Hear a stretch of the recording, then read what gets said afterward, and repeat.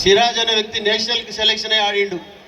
మన BHEL employee కొడుకు Tilak Varma, BHEL employee కొడుకు, ఆయన గిట మొన్న బ్రహ్మాండంగా నేషనల్ సెలెక్షన్ అయ్యి ఐపీఎల్ గిట ఆడడం జరిగింది. ఎగ్జాంపుల్ చాలా ఉన్నాయి. వివి లక్ష్మణ్ ఉన్నాడు, అజారుద్దీన్ ఉన్నాడు, చాలామంది ఉన్నారు. కాబట్టి ఆ విధంగా మీరు క్రీడల్లో రాణించినట్టయితే, ఒక లీడర్ మంచి పని చేస్తే ఈ కాన్స్టిట్యున్సీకి హైదరాబాద్ చుట్టుముట్టే గుర్తుపడతారు. క్రీడాకారుణ్ణి నేషనల్ లెవెల్లో గుర్తుపడతారు, రెడ్ కార్పెట్ వేసి తీసుకుపోతారని చెప్తా ఉన్నా మీ అందరికీ.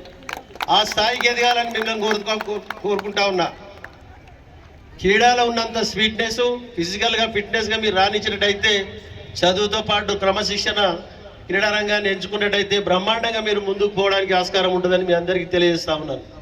కాబట్టి ఈ సైకిళ్ళన్నీ ఈరోజు మీ స్కూల్ యజమానులు, ఎంఈఓలు, పీఈటీలు, మా జిహెచ్ఎంసీ వర్కర్సు, హెచ్ఎంస్, ఈ ఆర్గనైజ్ చేసిన వారందరికీ మరొకసారి నేను ధన్యవాదాలు చెప్తా ఉన్నా.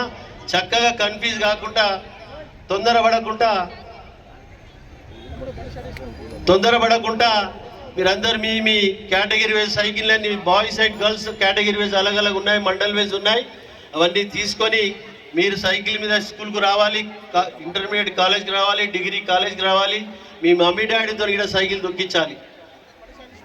కాబట్టి ఆ విధంగా మీరందరూ ఆ విధంగా క్రమశిక్షణతో మీ సైకిళ్ళు మీరు మీ పేరెంట్స్ తీసుకొని వెళ్ళాలని చెప్పి కోరుకుంటూ, ఈ ప్రోగ్రాంలో పాల్గొన్న ప్రతి ఒక్కరికి పేరు పేరున ధన్యవాదాలు తెలియజేస్తున్నాను.